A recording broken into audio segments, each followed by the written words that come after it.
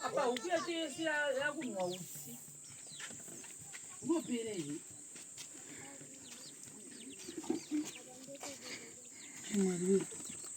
Ikukudziyo ishua. Nai mwari. Toti chipana yakuchekera huku ndimanya kutsvaka hufu wadi mapera ndada kutsvaka 25 kg chehufu. Ndaenda kumashopu anosvika 4. Sezvo mvura ida kunaya chipana muchese muchindichekera kira ndichiperekedzwa namukudzi kwandikuona saka waziwa nemba zvina vasikana sekuru bhimuta zvinhu zvemafanizini nemunakira kuita musoro mose lakina papanambwa musoro wese wainda choni aiwa unaunekira nemunakiri yaryiwa mugodii chindipa hewa andimatoura acheve unogadzirwa ogadzirwa sei waryiwa ukanga wamumanenga weso apa ukuya che mapisa yonwa utsichete nani stop ilosi tare umone ndina makambozona kwani kuti huku inosvika level iyi this level ndangipisa manenga sekuru beni makandikamboderi ndichiyeke kade mata ndishigonda mudadzoka ndaita ndoka yonwa utsicha nakere chasengeda kubvurwa kudaro kutsvakweso kuchicha nakere kana yadirosi mati ndogona ndipei inwa utsichete nandistop iwe huni dzinonwa utsino aiwa kutesha mari esvaizvi zvakandiomera zvo ndoita zvose wiri ndingasafa here woenda kumashopu wodzoka woenda zvose ndiri munhu mumwe kemuziva haisi kudi ikunhuwa huku ndo iri kunhuwa musada kuzviita zvugakoti imina mukudzi moda zvizvugakoti enachinzi ndinoziva kona ndina ndaisiya mukudzi achiita nhau rake nazvizodi mazuva ano nhau dzinenge zichiitika idzi hazvidi kufamba woga ndipei heyo huku yangu chamuchada kugadzisa ipapa chii kugadzisa chii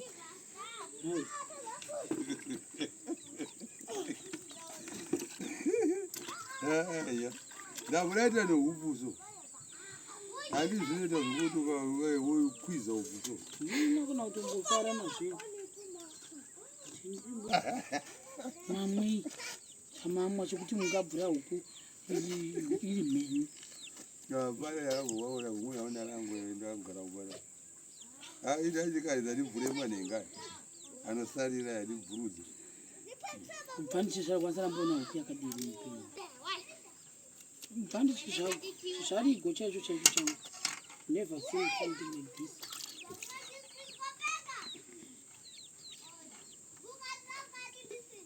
ndiani kwari kuruku ndichowe ndiani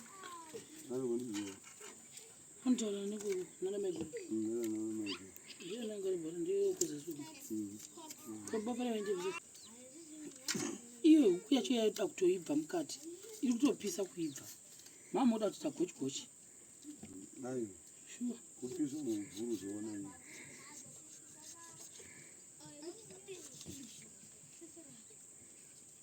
saka ndiani uchabika sasa amina kuti wataona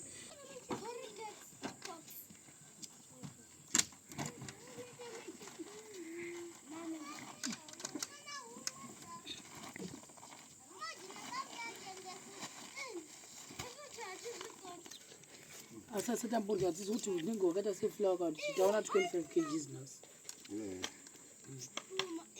ndozvinogucho unoitawo mazuva mangani semhuri yakati wandikana sevanhu vakubika sadza riri pazuva totsvaka huku yedu nhasi ama yembudzi yasiyambogara zvayo ngayagara nhasi hamuna mabika chi sadza chaputika chimbiri unotanga chaputikira anaputisira nduu atochinja kale aiwa iyi haina kuputikira asi kuti livha yayo yotoibva iri mudumbu mapisisa okuisa ukuziva chokwadi huku yapisa kusvika livha yachinja kale iri mukati chete yonga yatosha kuti nei mundiitei muchitei munhu akataiwa zvausati watanga. Ndadideza ndomanhenga isakawanda manje. Zvinobva sei? Munhu anova sekuru Benzo ndichaita sei? First time yangu kuona recipe. Yela lechi. Chake huku. Mimi kuzichi.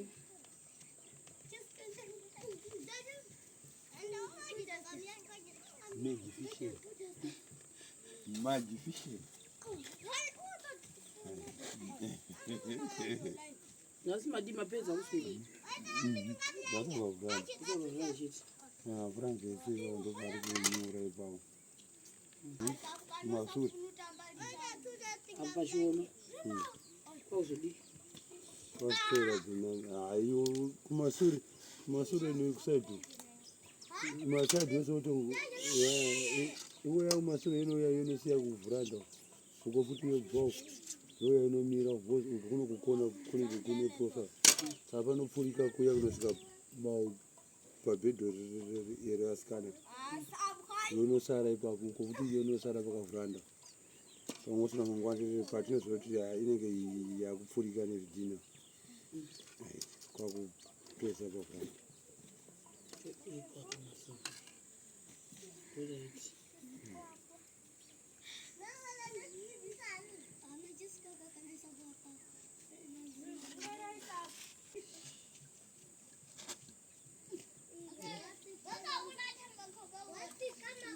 Tandima muri pano.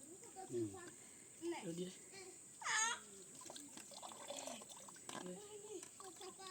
Masuri. Time.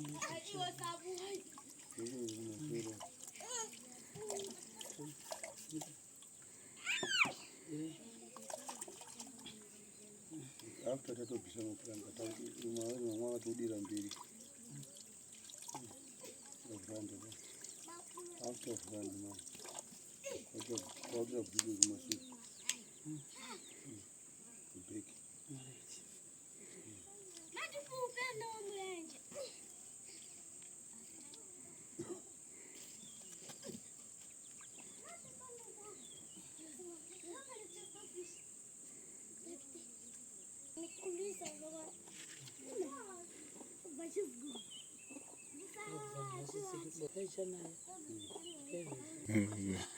Hey,